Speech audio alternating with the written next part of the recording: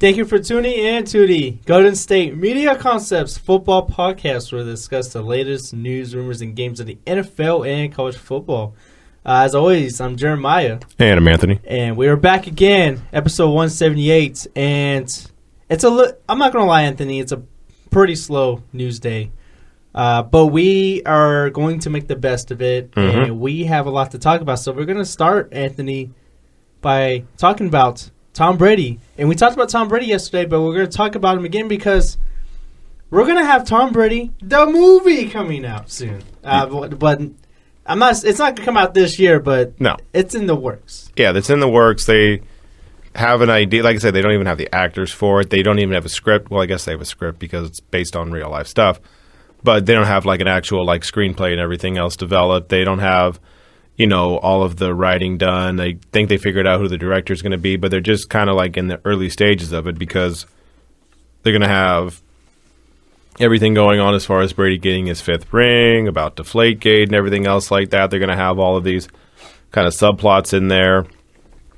Funny thing is, the people that are doing it, right, the people that decided to basically do this whole Tom Brady thing are the people that created things like Boston Strong, Patriots Day, The Fighter, all these Boston-themed movies, right? So it's going to be super homerific for Boston. So it's going to be interesting to see who plays Tom Brady, right? Who's the guy that does it? Because, you can't just keep trotting out Mark Wahlberg. You can't just every time just be like, Mark Wahlberg, come here. We're going to do more stuff about Boston. Come on, let's go do this now. We're going to do more stuff about Boston, about Brady. He's the best. You can't just keep trotting him out there. I like your attempt at a boxing accent. It was an attempt at it. I liked your attempt. It's fine. He's in the Boston. Anyways, but, they're going to have people, I don't know, Matt Damon, I don't know. Like, they're going to have people come out. They can get Casey Affleck. He had a big year in Hollywood. You can get Casey Affleck. You can get, the thing is, I want to figure out what they do about Goodell. Because if it is going to be super homerific for Boston, that means they're going to rip on Goodell. That means probably get Luke Wilson again. I'm kidding. No, you need someone better than Luke Wilson. That was terrible. You need someone. You need somebody. I don't know who you would want to play for him. Probably someone who looks like someone who runs a Fortune 500 company right into the ground and has all these things where they spill all this toxic stuff into the sewer system. Like someone who looks like they do terrible things as the CEO of a company. Probably that's who they're going to play for Goodell. And they're just going to make Brady look like a deity, like a Greek god. They're going to have Belichick look like the patron saint of winning, like all these different things they're going to have. And it's fine. Like, I would still see it. Would you see it? Yeah, of course. It's a football movie. Oh, yeah, but there's football movies that I don't want to see. Like, I don't want to see Draft Day. Draft Day looked like it was terrible. I actually liked Draft Day. You did? I heard it was terrible. Like, I never had any, I liked it. I liked it for what it was. Don't get me wrong. It wasn't the best movie. It was more, it was more of what happens pretty much off the field, and it was pretty much more of a drama. But I do understand why people didn't like it, because there was really no football action. But I respect it for what it was. And I never ended up seeing Concussion because I couldn't get past Will Smith's, accent. You tell the truth. I couldn't. I actually like Will Smith in that movie. I like Will Smith too. Will Smith also hasn't made good movies for about a decade. I'm not gonna lie. I actually liked him in that movie. I thought he performed pretty good. I just didn't like the casting of Goodell. That was just weird to me. Right. So they're gonna make this movie, and I'll see it because I'm all about the petty of Spygate and all the stuff and Deflategate and everything else. Like I'm about everything the Patriots been doing, and just like the comedic aspect of how much people hate them, but they still win.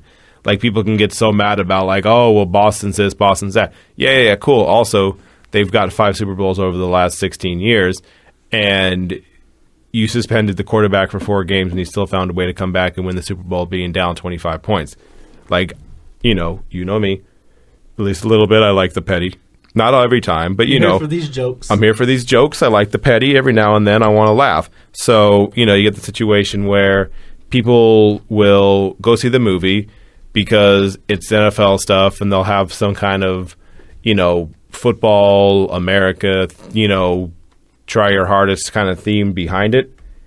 But also I wonder how much it'll actually sell, because if it's going to be super homerific for Boston, like if you would actually want to see it, right? Because the people in Boston, yeah, they're going to go see it, but people that don't like the Patriots are going to be like, oh my God, they got a movie out of this? Like, I don't want to see this movie. Brady, get out of my face. You have been on my screen for 16 years. Get out of my face. like they're not going to want it all the time, all these Boston things. Eventually they're going to get kind of like fatigued on this whole stuff, no? Yeah, probably, possibly. And then, you alluded to a point that, sure, a lot of people in Boston, in that area, probably in the New England area, are most likely probably going to see this movie. But when 100%. you think of people here in California, it may not appeal to them. No. So, there's that too. But I still going to see the movie because, I might just wait. It might just be one of those movies where I just wait till it comes out the Redbox. I don't know if I'm going to spend $11 going to the theater to watch it, but I'm interested to see how it turns out. But, the pair of writers, Paul Tansey, Eric Johnson, like you said, they did movies like The Fighter. They did Boston Strong. They did, not Boston Strong, that was the book based on Patriots Day, which was Mark Wahlberg. And there actually is a book on this too. It's by Casey Sherman and David Wedge, who wrote Boston Strong, which was used for the basis of Patriots Day, the movie with Mark Wahlberg and the Boston Marathon bombings there a few years ago. But this is going to overshadow the Brady's movie. Is definitely going to overshadow Malcolm Butler's movie. Oh yeah, which I kind of think is a better story. I think it's a better story because when you think of Malcolm Butler's story, he was working at Popeyes, right? And then he's went for making one of the best plays in Super Bowl history. Yeah. So to me, that's a better story that I think will appeal to a lot to more mass audience. But I don't think it's going to be highly promoted because it'll be promoted, but I just don't think it'll be as promoted as the Brady movie. And the movie will be called The Secondary, which is pretty much based on the book by Malcolm Butler's story as well. Right. I mean, the thing is, like, we figured out when Moneyball came out, you could make anything intriguing if you basically have a nice premise for the movie and you have good actors doing it, right? They made Billy Bean Brad Pitt, right? You can make movies intriguing if you have the right actors to do it, right? So if they do this thing with Malcolm Butler and they get a good actor to be Malcolm Butler, it can be a really good movie. I got Michael B. Jordan can be one. He's a candidate. Has he done sports stuff? Yeah, outside of Creed. He did Creed. Outside of Creed, does he do anything sports-wise outside of Creed? I don't think so. So but he's a good dramatic. He is a good actor. He's a good actor. He's a good dramatic. He could do it. You could just basically, have, I'm trying to think, the guy that played Black Panther. Oh, Chadwick Boseman. You could have him. Yeah. There's a couple people that you could decide to do this for. It would, if you get good actors to do it, it can be a good movie to do. It's a good story. It's something that, going and basically making the biggest play maybe in Super Bowl history. And now you have 2 rings for the Patriots and you're looked at as, one of the main guys on defense. It would be a really good story. It's, the Brady thing will probably encompass everything in his whole career, right? They'll probably start. We were talking about this. I was talking about this with Pauline, who we do the sports show with, how, to start the movie, you probably do something kind of sports cliche-y where it's just kind of the thing where it's like you see the person in the tunnel and the crowds in the background cheering. And they have like a little message like that. Yeah, and maybe even have like Brady's voice, like, as like a narrator or whatever, talking about like, this was never easy, but, I always had faith in my team. Some kind of, rah-rah team stuff like that. And you start it off like that. Like, you can make this movie something that's like really inspirational, whether it's the Brady one or the Malcolm Butler one, you just make it to where it's just like, oh, no, these, whenever you feel like all hope is lost, being down 25 points in Super Bowl or basically having the team on the 1-yard line and you intercepting the ball, both times they basically came back through really, really almost impossible odds and still found a way to win the game. So, like, both the stories can be really good, but the one that has Tom Brady in it is just going to get more coverage because he's Tom bleeping Brady. Yeah, and he's a star. He's a star. They're not going to have some Joe Schmo play Tom Brady. They're going to probably want Matt Damon or someone like that to be Tom Brady. I said Casey Affleck. Casey Affleck, Ben Affleck. I mean, Ben Affleck doesn't want to play Batman apparently anymore. Like, just have him be Tom Brady. That's his boy anyways. Like, they're going to have someone Boston, right? They're not going to have someone from, like, Colorado be Tom Brady. They're going to have someone in Boston play Tom Brady. Like, even though Brady's from California and played in Michigan and went to New England, like, they're going to have some Boston accented guy be Tom Brady, probably. No. Yeah, no, I agree. They are. It's because the basis of it. They want to keep it Boston related. If you looked at the writers of the Tom Brady movie, they have wrote. They have a lot of Boston-based stories, but most of the actors in the movies, at least the starting actor has been from Boston. We look at the fighter, Mark Wahlberg. We look at Patriots Day, Mark Wahlberg. So Mark Wahlberg's going to be in this movie, is what you're telling me. In some way, shape, or form, Mark Wahlberg's going to be in this. I think Mark Wahlberg's going to want to be in this movie, too. Mark, we're doing another Boston movie. Mark, we're going to do another one. Come here, Mark. We're going to make this about Tom Brady, right? It's going to be great. It's going to be about Boston. It's going to be fantastic. Like I said, I love your attempt at a Boston accent. Well, that last part I had a little Italian thrown in there. Yeah, exactly. I didn't know how to say like Tom Brady in the Boston voice. Like I can say like Boston or like mock. Like I can say those things, but some of the words are hard to make it like Boston-y. Speaking of that, there's a Funny or Die video that came out I think like 3 years ago with Tom Brady on it, and it takes place at a sports store, and Tom Brady is seen in this video like shopping, and he's looking for, I forgot what he was looking for, but apparently the store is I think it's somewhere like in Southern California. Mm-hmm. So Brady's all like, he's all looking around. He's looking for asking for help because he doesn't want to get noticed. So he asks this for one of the employees, hey, do you know where this and this is at? And he's all, oh my gosh, I can't believe. Yeah, I know. You're from Boston. And Tom Brady's not even from Boston. He's from San Mateo, California in the Bay Area. But he's probably been there for so long. He probably got a Boston accent. Yeah, he's you're from Boston. I'm like, no, I am not. I'm not from Boston. I don't have a Boston accent. I'm from California. I'm from San Mateo. San Mateo, Massachusetts. We got San Mateo here. Dude, Boston. I've been in Sacramento my entire life. If I went to Houston for like 3 weeks, I would come back with a Texas accent probably. You really think so? Oh, yeah. Oh, my gosh. No, speaking of accents, I went to Minneapolis. Yeah. Last summer. Minnesota.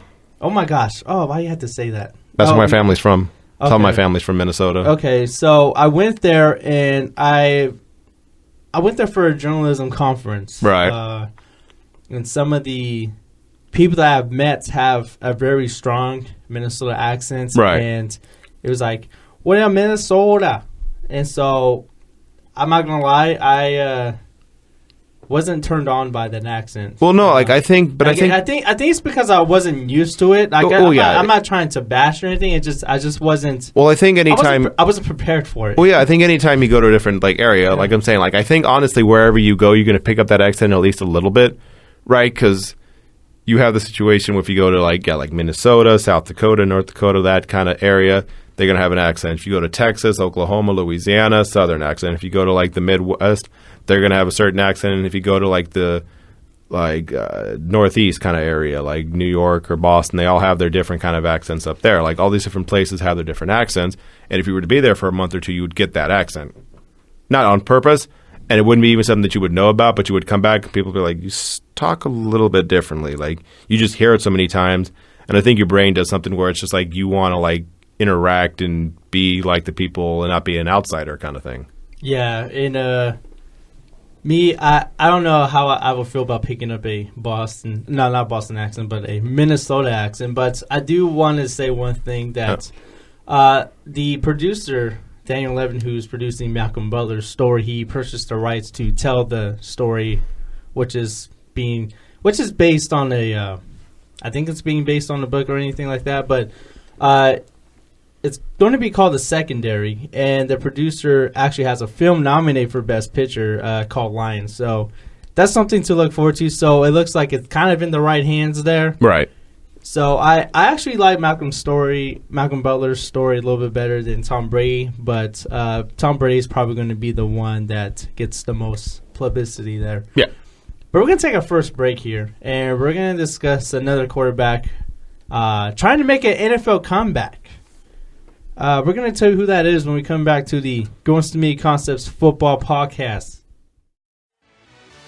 Check out the show that's built on the MMA. From the UFC to extreme cage fighting, they got the fights covered. Check out the GSMC MMA podcast. Get the latest news on past or upcoming fights. Join us as we talk to and about some of the biggest names in the MMA, past, present, and future. When it's the fight game, there's just one show to check out. GSMCpodcast.com/MMA-podcast. Don't forget to like them on Facebook and follow them on Twitter. Visit GSMCpodcast.com for more info.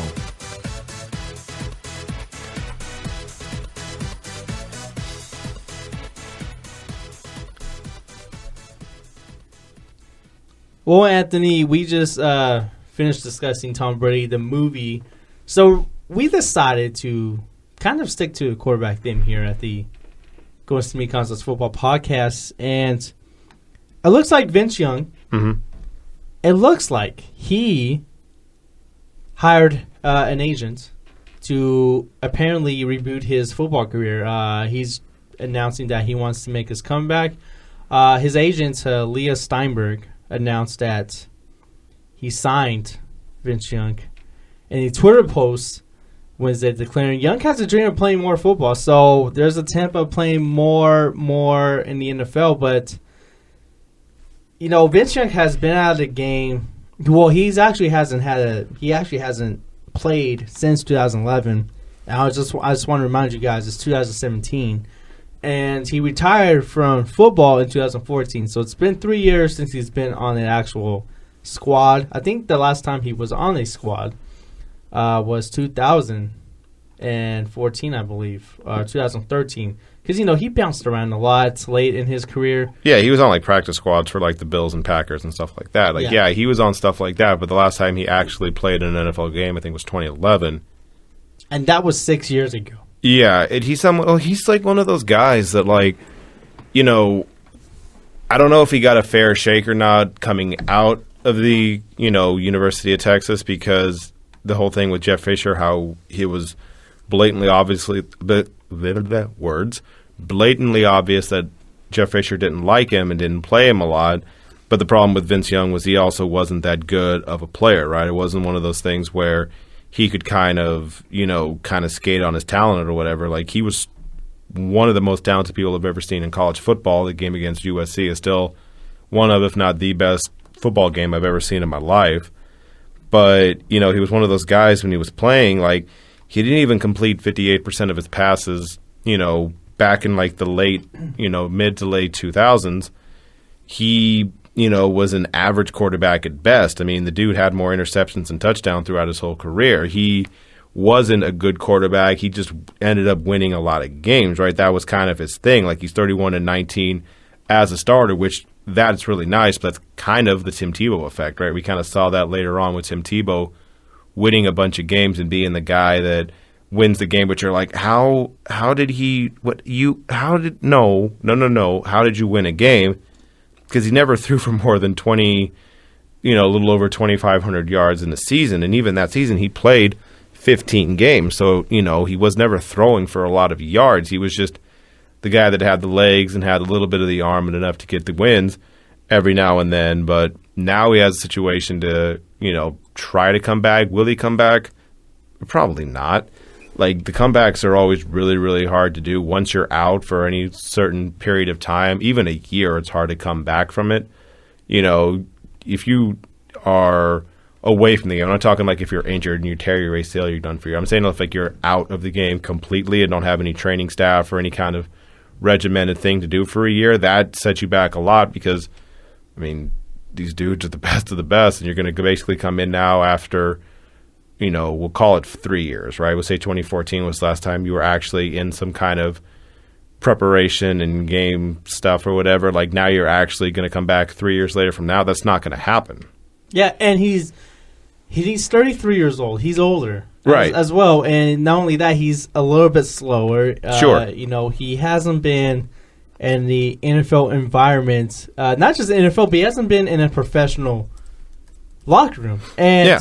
I do think the one thing that he does going for him is the upcoming Spring League, which is the independent 4-team football league that is basically made up of free agents that's going to make his debut in April. So Vince Young has publicly expressed his interest, and I do think that's the thing that he has going for him. But, just looking at Vince Young's career overall, we can look at his wins. He's 30-17 with the Titans. Yes, he was a winning quarterback, but, he just didn't have a good relationship with the head coach. Maybe Jeff Fisher is one of the reasons why Vince Young wasn't so successful early in his career. Maybe he could have had a different type of career. Maybe his career would have been so much different if he had more support in the organization. So maybe it was a little bit different, but when you just look at his numbers alone, they're not really good. In 2006, his rookie year, I think he won Rookie of the Year, by the way, after being number 3 overall. He made the Pro Bowl that year as well in 2006, and even had one of his best. Even in 2009, he made it as well, and even in that year, that was a pretty average, mediocre year as well. Right. He only threw 10 touchdowns, 7 interceptions. He only had a little bit over 1,800 passing yards, and when you look at his games on the ground, his best year overall in his career was 2006 because, he has 7 touchdowns on the ground. So he had a total of 19 touchdowns. Right. And, he had 552 rushing yards. So it looks like ever since the rookie year, he just never really improved overall. The best way I can probably explain this is, as great as Vince Young was in college, he didn't show those things, didn't do whatever I guess you would say it took to, go to the next level or whatever you want to call it. Michael Vick is the biggest freak athlete I've ever seen in my life. Michael Vick took 2 years off for dogfighting. I say took 2 years off. He was in jail. He was in prison. But, my point is he didn't play for 2 years. Came back to Philly in 2010 after playing a couple of games, when he was kind of a backup and doing whatever for Philly. But the first time he was actually a full-fledged starter in 2010, killed it. Got 3,000 yards, 21 touchdowns, 6 interceptions. He was great. Yeah, he was an MVP candidate that year. Yeah, he had a tremendous year that year. And then slowly it tailed off. And by the time he was 33, which was 2013, he only had 1,200 yards, 5 touchdowns, 3 interceptions for Philly. He was a dumpster fire by the end of it. And that's what Vince Young is right now. That's what you're going to throw in Vince Young after 3 years. He's not coming back. And if he is, he's going to get his face caved in. He wasn't that good when he was in his, peak prime. Now you're going to bring someone who's 33, and I understand the quarterbacks kind of can age more gracefully because they're not as relied on as, running backs are, where their body gets hurt all the time, and it's basically 11 guys trying to tackle one dude with the ball. Quarterback, there's rules to basically keep them healthy because if you hit them anywhere that's not basically the chest, you get a flag for it. But all that being said, you're basically taking a dude who hasn't played for anywhere between 3 and 6 years, however you want to talk about whatever practice squad stuff means, and you're going to say to him, okay, cool. So we're going to throw you back into the league. Have fun. Please don't hurt yourself too badly. All right, let's go. Go team. Go team. I mean, it's not going to go well. Yeah, I know, but I do think another thing that Vince Young has going for him is the need of quarterbacks. And I'm not going to say, this team and this team should go after Vince Young. I'm not going to say that because there's a lot options out there. There is a lot, but there's not a lot of good options. There's limited options there. But I do think with the fact that there's so much mediocre quarterbacks in the league, pretty much that has to be in Vince Young's favor, right? No, that kind of has to be. No, he's going to be worse. You think Vince Young will be good or mediocre? I'm not saying he's going to be good. I'm just saying that. You think he'll be mediocre? I'm talking about being signed to a team. I'm not talking about being productive. I'm just talking about simply just signing a contract, maybe even going for a tryout. Ryan Lindley is the worst quarterback I've ever seen in my life, and that includes a game where Johnny Manziel looked like he was totally incompetent. Ryan Lindley is the worst quarterback I've ever seen in my life. Vince Young will be worse than him. Okay. Because he's just so, out of it in the sense of just okay, let's put it like this. Okay, when you're in school, right, be it high school, college, elementary school, whatever, you go through the year, you learn all the stuff you have to learn, you graduate, congratulations, then you go on to the next year, and when you come back for the first couple of weeks, you don't know anything. They're telling you all these things. It's like, I didn't learn this last year. Why is this in a book? Like, I did not learn this last year. They lied to me. I don't remember any of this. That's what Vince Young is going to be when he plays football. It's just like, oh my God, this game is so much faster. Why are the linebackers running so fast? Like, it's going to be something where it just like shocks him about how fast all the stuff is. The best thing for him, honestly, would probably be either to be like an assistant coach, to help out like that, or be someone that goes back to University of Texas. You are a god in Texas. You're the only championship they have in the last, 40, 50 years? Like, you're a god in Austin over at University of Texas. Go there. Go with, who's the coach of Texas now? Tom Herman. Tom Herman, who went from Houston. Yeah. Be an assistant coach with Tom Herman. They can pay you. It's Texas. They got billions of dollars. He already works at Texas. He's a development officer in this diversity and community engagement division. It's actually a position that was actually created for him. He makes 6 figures in that position. Okay, so he has the money, so he just basically wants to be back in the NFL. Basically, yeah. He doesn't need the money. He's making pretty good pay in Texas, and that's a really good paycheck in the state of Texas. It's Texas also. Texas has probably the most money in all of college football outside of maybe Alabama and I don't know, like maybe something like a USC, depending on how they want to, make the money because of Hollywood. But Texas has, basically oil money, and they can spend whatever they want to. It doesn't matter to them. Allegedly.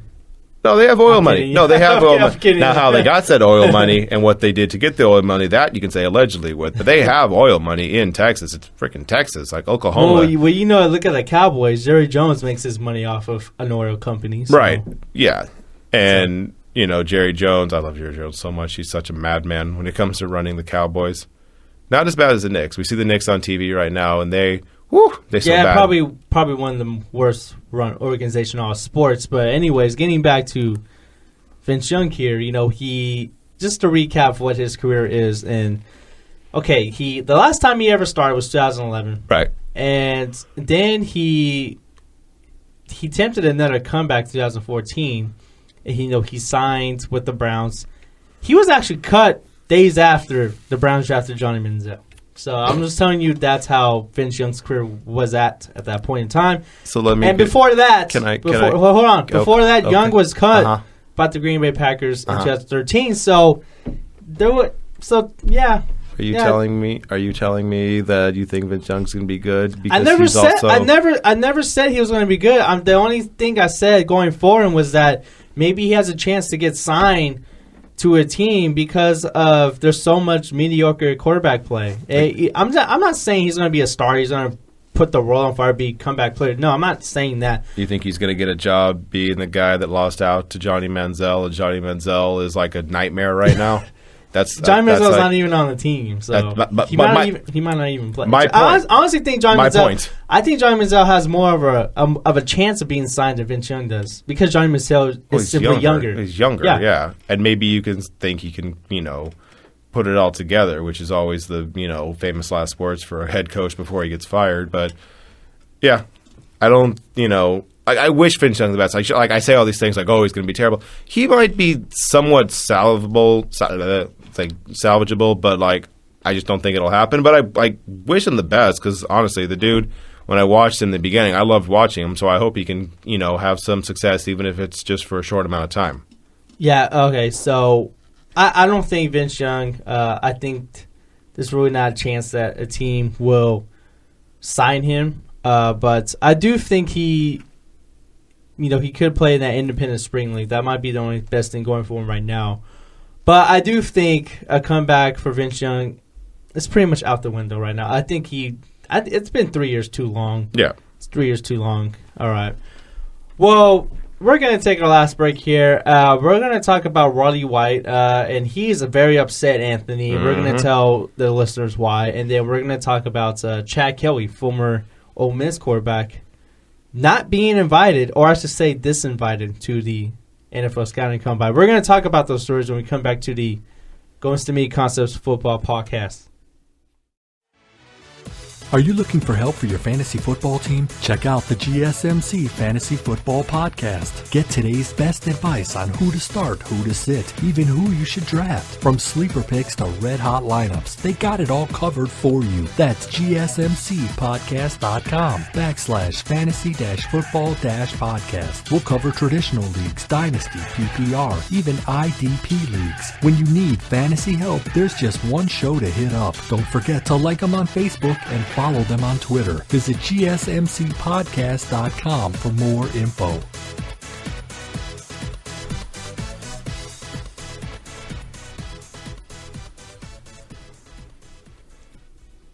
Well, you can say Falcons fans are pretty much still upset from the Super Bowl after giving up a 25-point lead. Are they upset or are they sad? Both. Yes. And they kind of have taken over.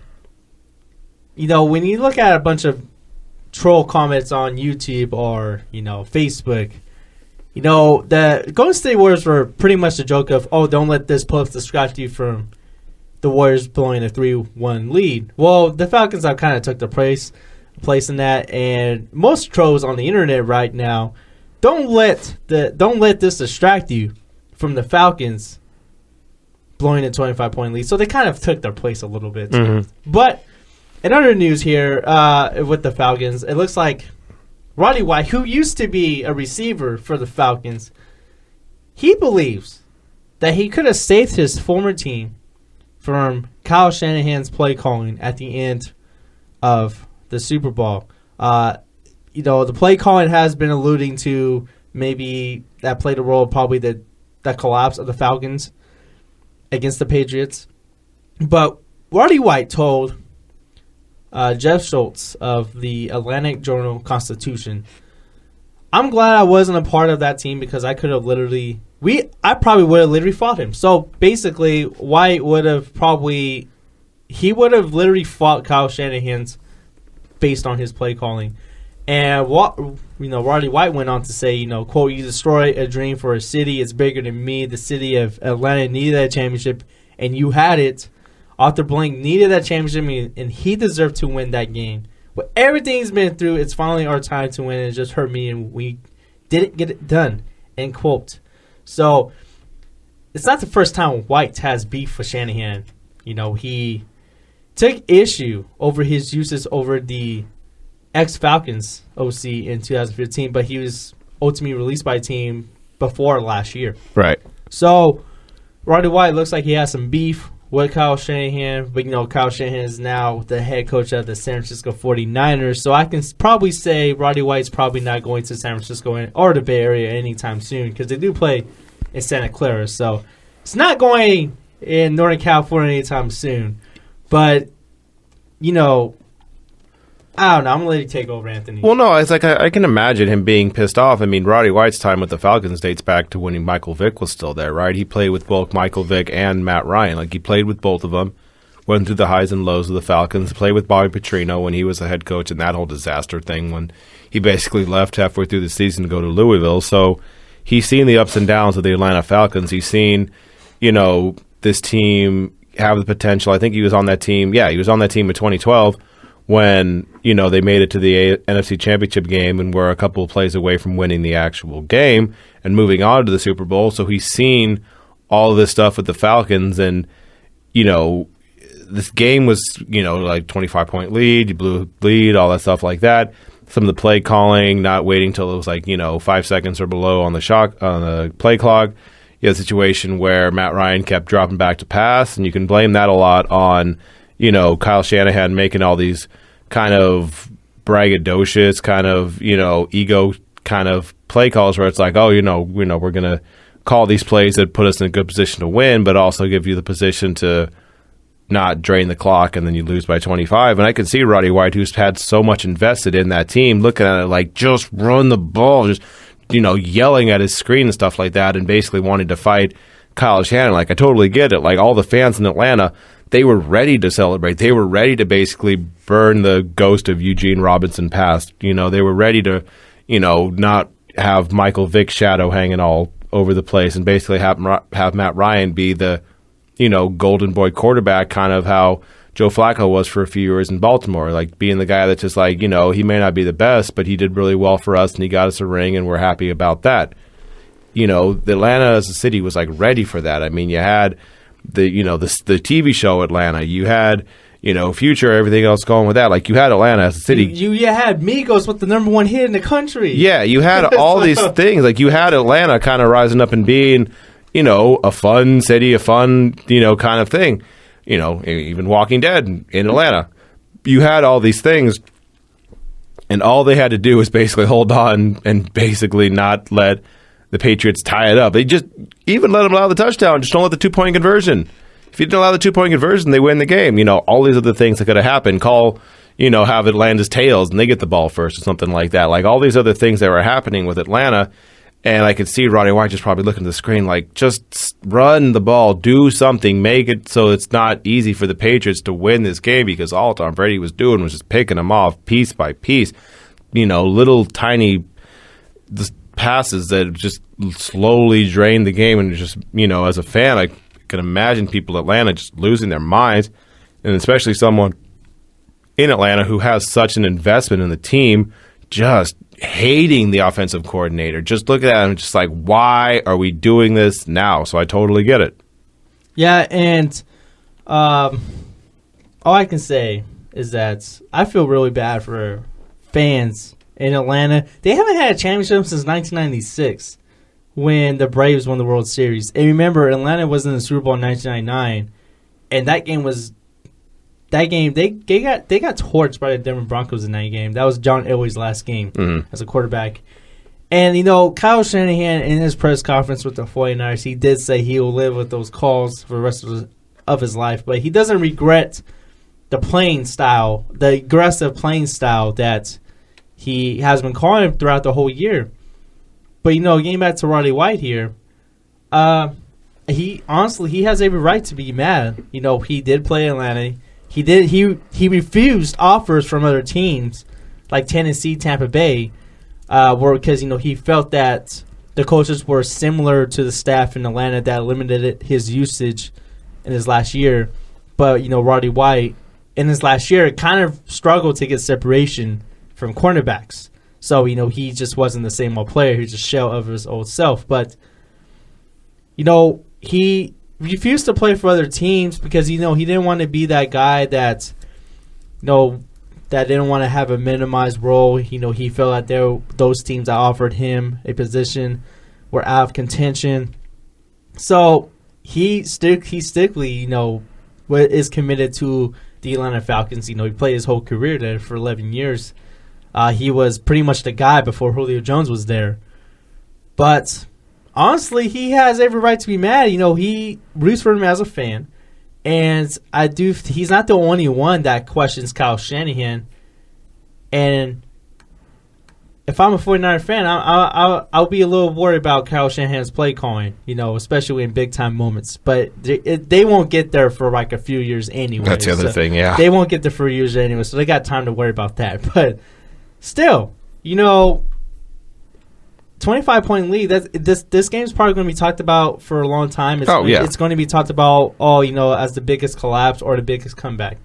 It's probably both. Yeah, it doesn't have to be one or the other. It can be both things. It can still be something where it was a blowout. It was a close game. It was something where they choked. It was something where a team came back. It can be all these things. It doesn't have to be like one thing where it's just like, they just sucked and that's the end of it. No, they had a really good job of coming back, and the Falcons were choking like dogs the whole time too. Yeah, and Atlanta may not even go back to the Super Bowl again. They may. This was their one chance, and Roddy White's basically saying they blew it. And Roddy White actually admitted, in this interview, that the Falcons had a better chance to return to the Super Bowl if Shanahan stayed. But even though he placed most of the blame on Kyle Shanahan. So,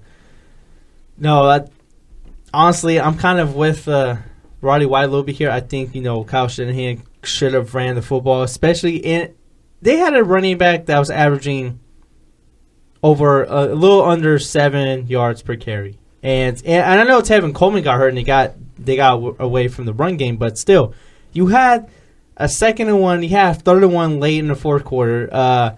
You could have at least converted that, and you should have had a field goal after Julio Jones made that amazing catch with less than 4 minutes to go in the 4th quarter of the game.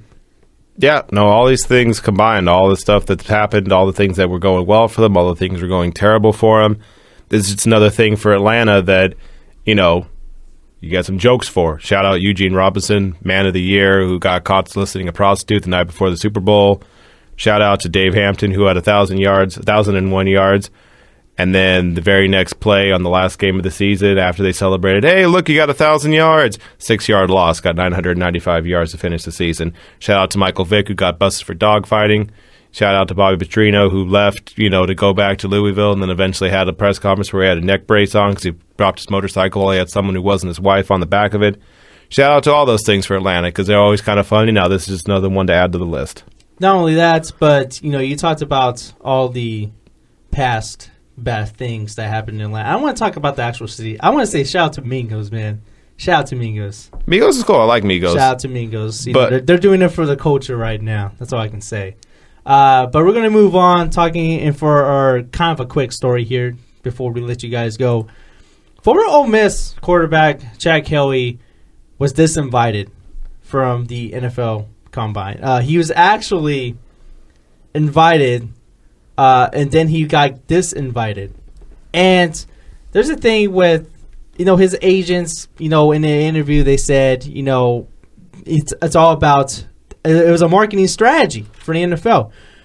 Which, to a point, maybe is true, but, the NFL, they have a new policy here where they don't allow players from college that have pleaded guilty to a crime. And, Chad Kelly, he pleaded guilty to disorderly conduct, at a nightclub brawl 2 years ago when he was a quarterback at Clemson. So he was dismissed from team, went to East Mississippi, and then, had a good year at East Mississippi Community College, then went to Ole Miss, became a starter there. So he wasn't invited. He's probably the second biggest name to not be invited to the Combine. Joe Mixon understandably wasn't invited, and we all know what happened with Joe Mixon there. Right. But, Chad Kelly's agent said this was a marketing strategy, and honestly, it's not a strategy. It's just policy. Right. They're just mad because their guy he's not going to have a chance. But the policy is they don't invite players that have committed a crime in college. Right. And I get that. Like, I get, having those rules in place, and there's a rule, so you got to follow the rule. I totally get it. Chad Kelly, he tore his ACL last year in a game against Georgia Southern, so he's, recovering as it is right now, and, he may not be at 100%, because it wasn't too long ago. He's still doing the whole process of coming back from that. He had a bad year last year compared to the year before that. He's still kind of like transitioning into getting ready for everything, so it doesn't matter that he's not going to show up for this, but at the same time, it's something that, won't help his draft stock because, all these things can get brought back up. It's going to talk about, even though he had a great year a couple of years ago, he had a down year, then he tore his ACL, he's got this incident. So all these things are kind of like piling up for Chad Kelly, and, he can get through this, but it's just not a good look right now for the NFL. So I get why they basically said, like, look, you can come later, but just for this situation we got right now, policy's policy, and you can't come. We're sorry. Yeah, and I talked about Joe Mixon like a few weeks ago not being invited. Joe Mixon, Chad Kelly, these two guys, right. They're the two biggest names that are not going to be there. They need a really good pro day, and that's all it is. They need probably like the best pro day ever. Right. Chad Kelly does have the injury, so he might not even get drafted. I wouldn't be surprised if Joe Mixon doesn't even get drafted at all. No, Mixon will get drafted. Mixon's way too. I think he will. Mixon's way too good not to get drafted. I think he'll be more of a third day pick. I think this is honestly because don't get me wrong, Joe Mixon's a talent. I think he has first round, second round talent. But teams are going to get scared away from this. They'll get scared out of the way. They're going to get scared away from his past and all They'll that. Get scared out that's of that's going to slide him. I wouldn't be surprised if he slides all the way down. They'll be scared of him in the first round. Second round, the salary drops a bunch from what the players make from first, second round picks.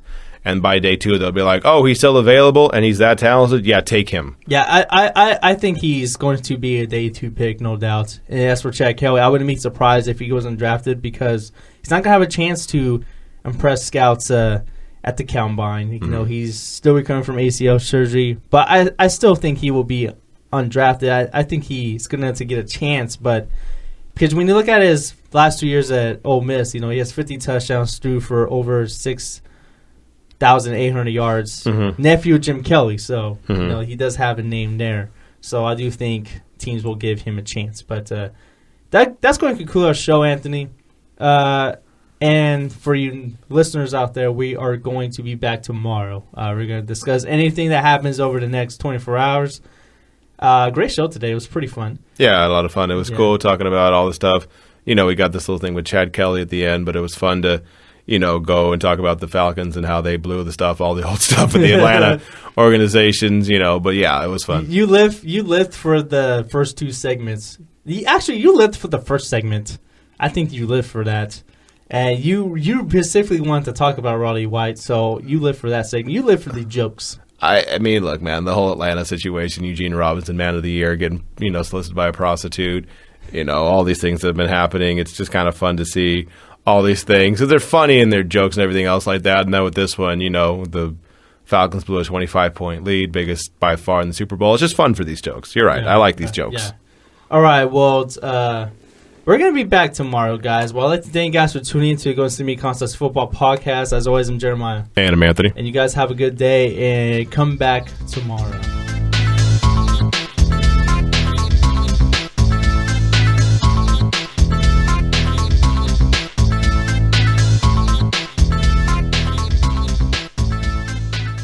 You've been listening to the Golden State Media Concepts Football Podcast, part of the Golden State Media Concepts Podcast Network. You can find this show and others like it at www.gsmcpodcast.com. Download our podcast on iTunes, Stitcher, SoundCloud, and Google Play. Just type in GSMC to find all the shows from the Golden State Media Concepts Podcast Network, from movies to music, from sports to entertainment, and even weird news. You can also follow us on Twitter and on Facebook. Thank you, and we hope you have enjoyed today's program.